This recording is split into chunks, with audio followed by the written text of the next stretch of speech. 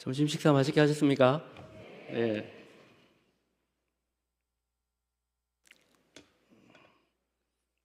저희 교회가 아니라서 좀 설교 준비하는데 시간이 좀 걸립니다. 이해해 주시기 바랍니다. 네. 우리 옆에 계신 분들과 우리 다시 한번 인사하겠습니다. 만나서 반갑습니다. 네. 저희 교회는 이 인사가 참 어색해요. 우리가 모임이 많지 않다 보니까 일주일에 한 번 만나시는 분들이 거의 대부분이거든요. 저희 교회가 지금 10년째 되어 가는데요. 10년째 인사를 해도 그렇게 인사가 어색해요. 그런데 제가 인사를 하다가 어느 날은 참 성도들이 반갑게 인사를 할 때가 있어요. 그때가 언제냐면 은혜가 있을 때입니다. 할렐루야. 예, 오래 봤다고 해서 인사가 반갑게 되는 게 아니고요. 하나님이 우리 가운데 은혜 주시면 그 인사가 반가워지는 거예요. 할렐루야. 예. 저는 강동 꿈의 교회를 섬기고 있는 곽충민 목사라고 합니다. 오늘 이렇게 울산 북부교회에서 말씀을 전하게 되어서 진심으로 감사하게 생각을 합니다. 교회로 오는 길에 제가 생각을 해보니까 의외로 이 동네에 제가 자주 왔더라고요. 저희 강동에는 없는 햄버거 가게가 있습니다. 그래서 햄버거 사러 자주 왔었습니다. 뭐 햄버거만 먹고 간 건 아니고요. 덕분에 오며 가며 우리 북부교회, 우리 교회를 동역하는 교회 생각하면서 늘 기도해 왔습니다. 제가 섬기고 있는 강동 꿈의 교회를 잠시 소개를 해드리면요. 저희 교회는 2016년에 북구 강동 산하지구의 첫 번째 교회로 세워졌습니다. 그리고 그 후에 약 10년 동안 그곳에서 복음 사역을 감당해 왔습니다. 지금은 한 7개 교회 정도가 지금 세워져 있습니다. 그럼에도 우리 강동 지역은 여전히 선교지와 같은 곳이라고 생각을 합니다. 30, 40 세대가 거의 대부분이거든요. 젊은 사람들이 많은데 왜 선교지와 같은 곳이냐?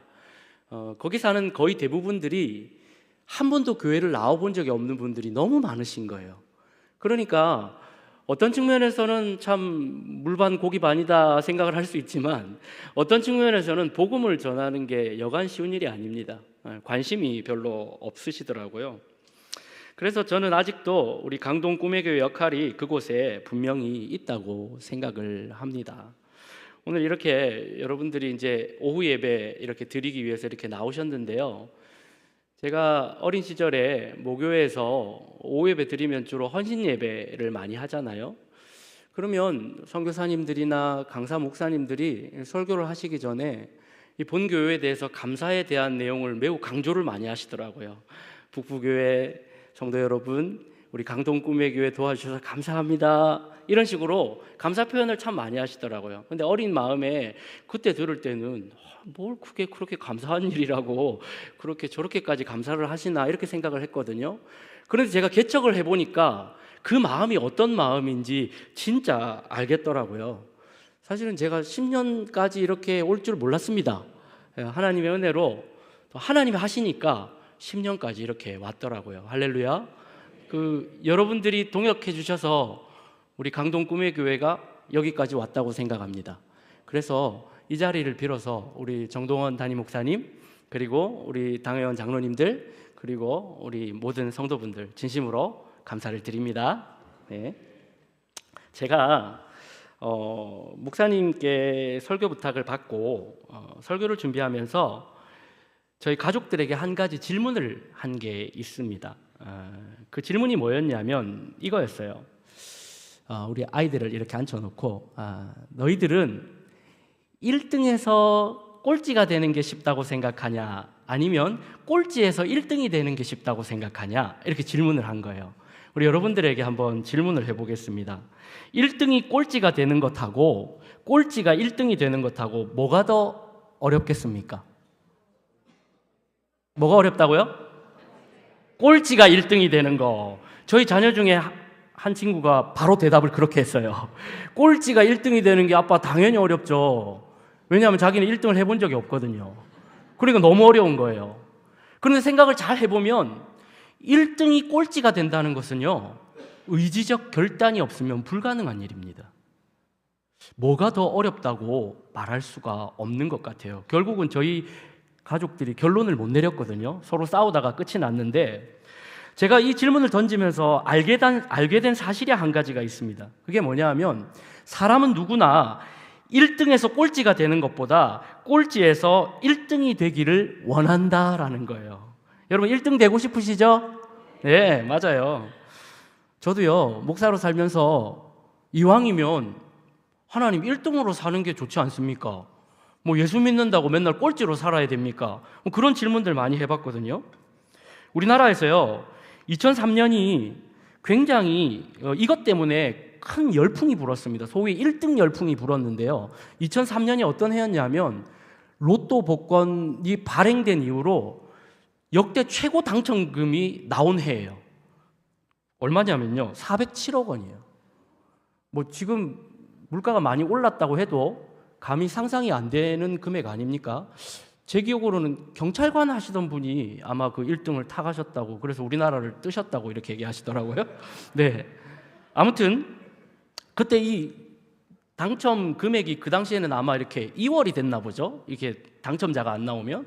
그러니까 너도 나도 1등이 한번 돼보겠다고 온 나라가 난리가 난 거예요. 여러분이 만약에 그 1등의 주인공이라면 어떨 것 같습니까? 제가 설교 준비하면서도 막 떨리더라고요, 가슴이. 상상만 해도 너무 좋은 거예요. 이제 다른 사람들에게 아쉬운 소리 안 해도 되죠. 진짜 1등으로 떵떵거리면서 살 수가 있잖아요. 그런데 오늘 본문에 한번 보십시오. 예수님은 세상에서 1등이 하나님 나라에서 1등이 될 수 없다고 단호하게 말씀하세요. 세상에서 1등이 하나님 나라에서도 1등이다 이러면 참 쉬울 건데, 참 좋을 건데 그렇게 말씀하지 않으신다는 거예요. 오늘 본문의 사건은 요한복음을 제외한 모든 복음서에 공통적으로 기록이 되어 있었습니다. 마태복음에서는 이 사람을 부자 청년으로 소개하고요. 그리고 누가복음에서는 어떤 관리였다 이렇게 소개합니다. 그리고 우리가 방금 읽었던 마가복음에서는 그냥 이 사람이라고 표현을 하고 있습니다. 어쨌든 종합해 보면 이 사람은요, 돈도 많고 사회적 지위도 높고 게다가 젊기까지 한 그런 사람이었습니다. 그리고 이 사람은 영생에 대한 갈급함도 있었습니다. 표면적으로 보면 이 사람이야말로 이 땅에서 1등 성도로 살고 있는 것처럼 그렇게 보이지 않습니까? 우리 읽었지만 17절 우리 다시 한번 읽어보겠습니다. 17절입니다. 시작. 예수께서 길에 나가실새 한 사람이 달려와서 꿇어 앉아 묻자오되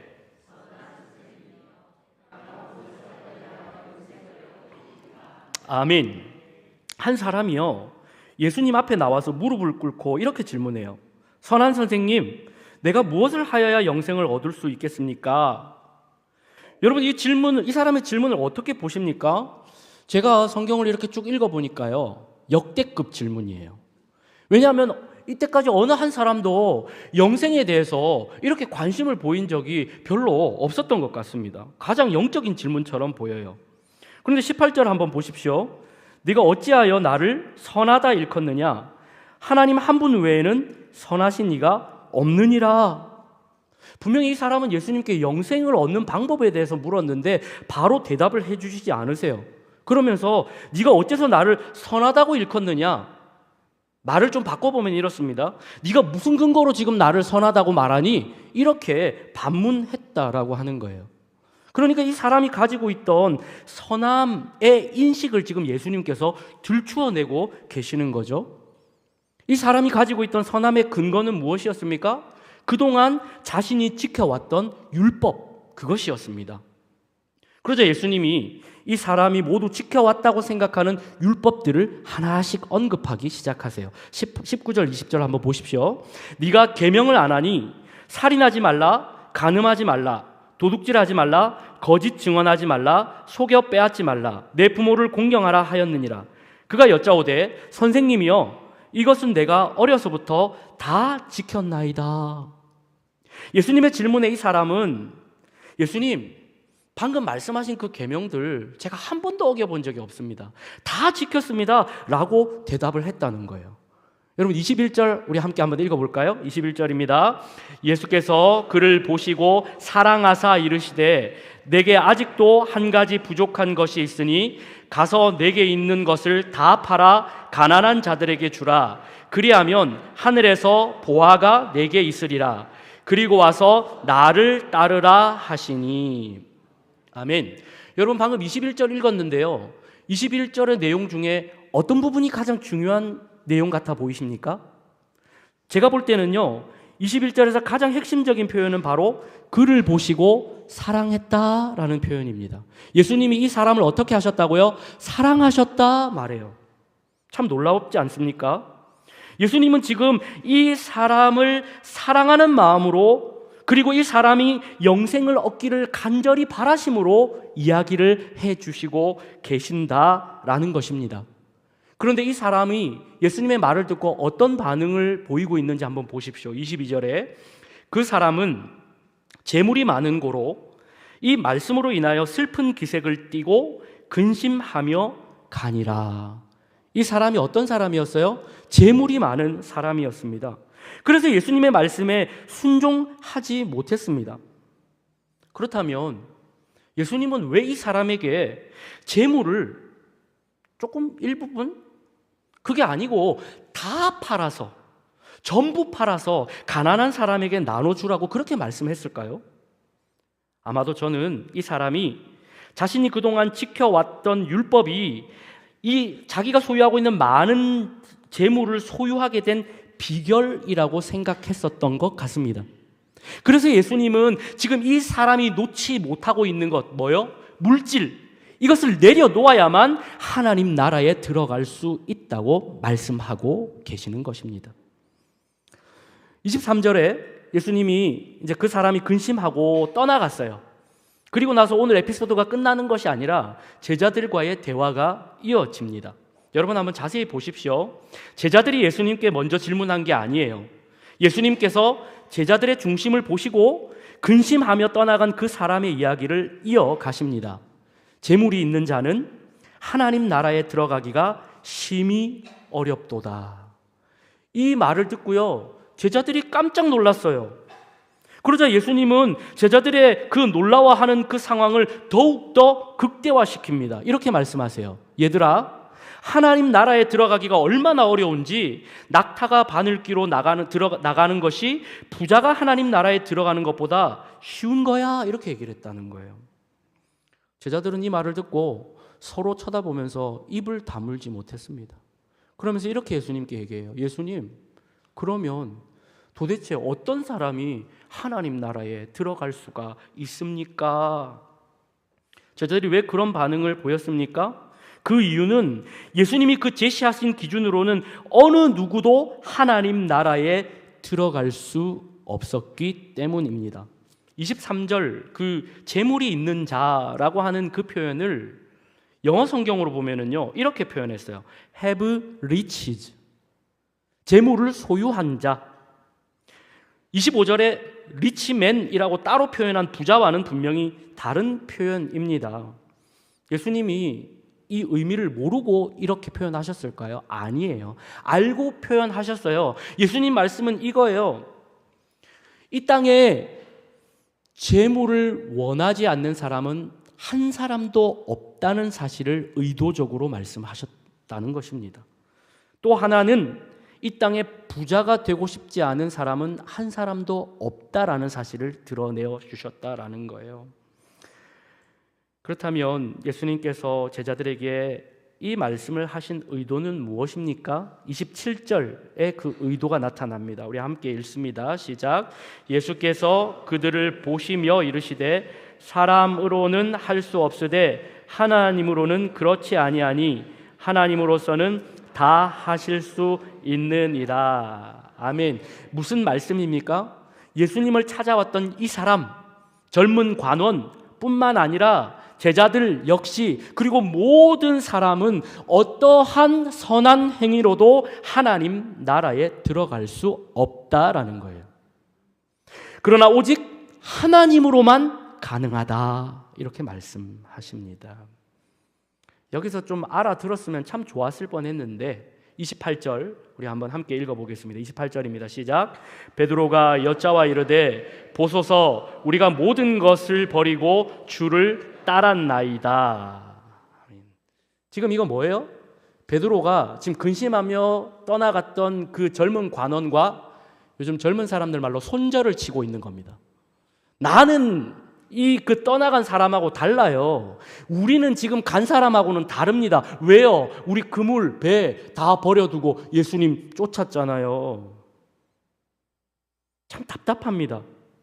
예수님이 지금까지 하나님 나라의 기준을 말씀하셨는데, 하나님 나라의 1등이 되는 기준을 말씀하셨는데, 지금 베드로만 그런 거 아니에요. 제자들은 여전히 자신들이 어떠한 자격이 있음을 계속해서 강조하고 있다는 것입니다. 무엇이 문제입니까? 예수님을 따르기 위해서 모든 것을 버렸다는 것, 남들보다 더 많은 희생을 했다는 것이 지금 그들에게 천국에 들어갈 수 있는 기득권, 자격으로 작용하고 있다는 것입니다. 제자들은 자신들이 부자 관원과는 다르다는 사실을 내세웠지만 결국 동일한 결과를 지금 나타내고 있습니다. 예수님은 제자들에게 자신들이 포기한 것이 영생을 얻는 자격으로 내세워지는 그 순간에 오히려 그것이 하나님 나라에 들어가지 못하게 만드는 장애물이 된다는 사실을 지금 단호하게 말씀하고 계시는 것이죠. 오늘 말씀을 듣는 우리도 마찬가지입니다. 그동안 저는 오늘 성도분들을 처음 뵙는 거지만 사실은 김경호 목사님 은퇴 감사 예배 때 저도 왔거든요. 그때 그 발자취라고 하나요? 우리 북부교회가 걸어온 발자취를 사진으로 이렇게 쫙 보여주시는 거예요. 눈물이 나더라고요. 얼마나 그 수고, 그 한 사람 한 사람이 모여서 지금 이렇게 교회가 되지 않았습니까? 정말 눈물이 많이 났습니다. 저는 그 수고를 하나님께서 분명히 알고 계신다고 생각합니다. 저희 강동 꿈의 교회도 마찬가지입니다. 10년 전에 울산 강동이라는 동네에 첫 번째 교회로 세워졌어요. 사실은 그 당시에 강동이 이미 형성이 된 지 한 2, 3년 지난 시점이거든요. 아무도 교회가 들어오지 않았어요. 그때 당시에 이미 7, 8천 명이라는 사람이 거주하고 있는데도요. 그래서 저는요, 좀 한편으로 뿌듯했습니다. 그래도 교회가 없는 곳에 첫 번째 교회로 목사로 세워졌다는 게 얼마나 감사하고 또 뿌듯한 일입니까? 그래서 열심히 했어요. 학교 앞 전도도 하고요, 상가 전도도 하고요, 길거리 전도도 하고요, 미용 봉사도 하고요, 환경 미화도 하고요. 거기서 얼마나 많은 일들을, 사역들을 감당해 왔는지 몰라요. 그리고 실제로 기도했어요. 하나님 아시죠? 저 개척 전에 머리 많았던 거 개척하고 10년 동안 빠진 거예요. 오해하시지 마세요. 제가 울산 온 지 13년 됐는데요, 부교역자 때 숱 많았습니다. 개척이 그렇게 어려워요. 힘들어요. 그래서요, 하나님 앞에 진짜 기도했어요. 하나님, 제가 머리까지 바쳐가면서 이렇게 헌신했는데 저는 일반 목사들하고는 좀 다르지 않습니까? 하나님, 그렇게 좀 쳐주셔야 되는 거 아닙니까? 그렇게 기도했었어요. 그런데 오늘 말씀에 뭐라고 말씀합니까? 이러한 공로들을 우리가 하나님 나라에 들어갈 마땅한 자격이라고 생각한다면 그것은 오히려 하나님 나라에 들어가는 것을 막는 장애물이 될 수밖에 없다고 말씀하고 계신다고요. 우리 29절, 30절 우리 함께 읽어보겠습니다. 예수께서 이르시되 내가 진실로 너희에게 이르노니 나와 복음을 위하여 집이나 형제나 자매나 어머니나 아버지나 자식이나 전토를 벌인 자는 현세에 있어 집과 형제와 자매와 어머니와 자식과 전토를 100배나 받되 박해를 겸하여 받고 내세에 영생을 받지 못할 자가 없느니라. 아멘. 지금 뭐냐면 베드로가 무슨 말인지 이때까지 그렇게 오랫동안 얘기해 왔는데 예수님의 말씀을 이해하지 못하는 거예요. 그러니까 그 눈높이에 맞춰 다시 설명하는 거예요. 잘 봐봐. 네가 그렇게 고생했다는 거 잘 알고 있다. 그래서 너희가 이 땅에서 분명히 약속하건대 100배의 축복이 상징성이죠. 분명히 많은 축복을 받을 거다. 그런데 그 과정에서는 박해가 분명히 따라올 것이다. 이게 매우 중요한 이야기예요. 복만을 이야기하신 것이 아니라 박해를 언급하고 계십니다. 그런데 너희가 누려야 할 가장 중요한 것이 뭔지 알아? 너희가 죽은 후에 천국에서 영원한 생명을 누리는 것이다. 이렇게 얘기해요. 사랑하는 북부교회 성도 여러분, 우리 신앙생활, 여기 거의 대부분이 저보다 신앙생활 오래 하신 분들인데요, 예수 믿고 좋은 일만 있었습니까? 아니에요. 세상 사람들 예수 믿으면 뭐 사업도 잘 되고 뭐 건강도 좀 좋아지고 그러면 저도 좀 억울한 것 같아요. 그렇게 안 된 것 같아요. 그렇습니까? 아니잖아요. 근데 예수님 왜 우리에게 축복과 박해를 겸하여 주시죠? 우리가 가시적인 복만을 누리면 하나님 의지 안 한다니까요. 우리도 재물 붙들고 근심하며 떠나갈 수밖에 없는 거예요. 왜? 그것이 나를 구원해 줄 것 같다고 착각하며 살거든요. 그거 붙들고 살면 하나님 필요 없잖아요. 그래서 우리를 때때로 박해 가운데로 하나님 붙들도록, 하나님을 간절히 찾도록 그렇게 우리를 그 상황 가운데로 내모시는 것입니다. 이 말씀의 가장 중요한 핵심은 무엇입니까? 우리가 그런 과정을 통해서라도 하나님 나라를 소유해야 한다는 거예요. 영원한 하나님 나라를 누려야 한다는 것입니다. 여러분 걱정하지 마십시오. 신앙생활 할 때 흔들리고 지치고 낙심할 때 있습니다. 있어요. 그런데 그 모든 판을 누가 짜놓으셨어요? 하나님이 짜놓으셨어요. 근데 그 섭리는 사람의 것과 다르고요. 완전해요. 1.1에게 오차도 없습니다. 그러니까 우리의 구원은 확실히 이루어지는 것이죠. 할렐루야. 우리 찬양하잖아요. 완전하신 나의 주, 의의 길로 날 인도하소서. 행하신 모든 일 주님의 영광 다 경배합니다. 할렐루야. 완전하신 하나님이요, 우리를 붙들고 계시면요, 우리가 지금 현재 가시적으로 지금 어떠한 형편이 있더라도 흔들릴 이유가 없는 거예요. 31절입니다. 31절 읽습니다. 시작. 그러나 먼저 된 자로서 나중되고 나중된 자로서 먼저 될 자가 많으니라. 아멘. 무슨 말씀입니까? 표준 세번역 성경에는 이렇게 기록했습니다. 그러나 첫째가 꼴찌가 되고 꼴찌가 첫째가 되는 사람이 많을 것이다. 그런데 왜 예수님이 이 말씀을 하셨는지 의도가 중요하다고 생각합니다. 꼴찌가 되라는 것입니까? 아니에요. 하나님 나라의 1등이 되라고 말하시는 거죠. 그것을 누리라고 지금 말씀하고 있는 거죠. 이 땅을 살아가면서요, 물질회복, 건강회복, 관계회복 모두 필요합니다. 그러나 우리만이 누릴 수 있는, 하나님의 자녀들만 누릴 수 있는 그 영원한 생명, 그것을 누리는 것보다 더 중요한 것은 없다라는 거예요. 말씀을 맺겠습니다. 오늘 본문에서 부자 청년과 제자들의 반응은 결과적으로 같았어요. 다른 게 아니에요. 같았어요. 한 사람은 자신의 소유를 붙잡았고 제자들은 뭘 붙잡았습니까? 자기가 포기한 것을 붙잡은 거죠. 예수님, 우리 이렇게 많이 포기했지 않습니까? 이것을 붙잡았어요. 둘 다 자신들의 행위를 하나님 나라에 들어가는 근거로 삼았다라는 것입니다. 그래서 예수님이 분명하게 말씀하십니다. 먼저 된 자가 나중되고 나중된 자가 먼저 될 것이다.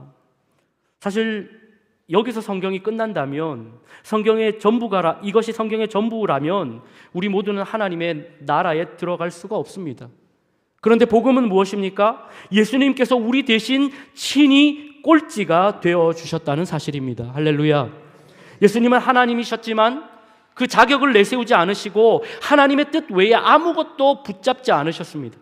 그래서 가장 낮고 천한 십자가에 달리심으로 이 세상에서 꼴찌가 되셨어요. 그렇게 하신 이유는 딱 하나입니다. 예수님이 꼴찌가 되지 않으면 그 누구도 하나님 나라에 들어갈 수가 없기 때문입니다. 내가 곧 길이요 진리요 생명이니 나로 말미암지 않고는 누구께로 갈 수 없다? 아버지께로 올 자가 없느니라. 할렐루야. 이것이 복음이고 우리가 하나님 나라에 들어갈 유일한 길이라는 거예요. 하나님은 지금도 우리가 하나님 나라의 1등이 되기를 원하십니다. 그렇다면 하나님 나라의 1등은 무엇일까요? 물론 저랑 신학적 견해가 다르신 분들도 계시겠지만 저는 어떤 순위, 상급 아니라고 생각합니다. 하나님 나라의 1등은요, 하나님 나라에 들어가는 거예요. 구원받는 거예요. 그리고 그 1등을 누리는 삶은 무엇입니까? 지금 구원받은 그 은혜의 감격을 누리면서 이 땅을 살아가는 거예요. 할렐루야. 이 은혜가 오늘 예배하는 우리 북부교회 모든 성도들 가운데 충만하게 있기를 주님의 이름으로 축원을 드립니다. 올 한 해 또 새롭게 표어를 가지고 사랑으로 하나 되는 구역, 사랑으로 하나 되는 교회, 참 좋은 표어인 것 같은데요. 이 표어 가지고 이제 새롭게 시작을 하셨어요. 그런데 이것을 잘 실천한다고 해서 하나님 나라의 1등이 되는 건 아니에요. 하나님 나라의 1등은 우리의 행위가 아닌 오직 예수 그리스도만으로 되는 줄 믿습니다 하는 그 고백, 그 방향성으로 1등이 되는 거죠. 올 한 해도 그 놀라운 하나님의 축복 다 누리시는 저와 여러분이 되시기를 주님의 이름으로 축원을 드립니다. 아멘.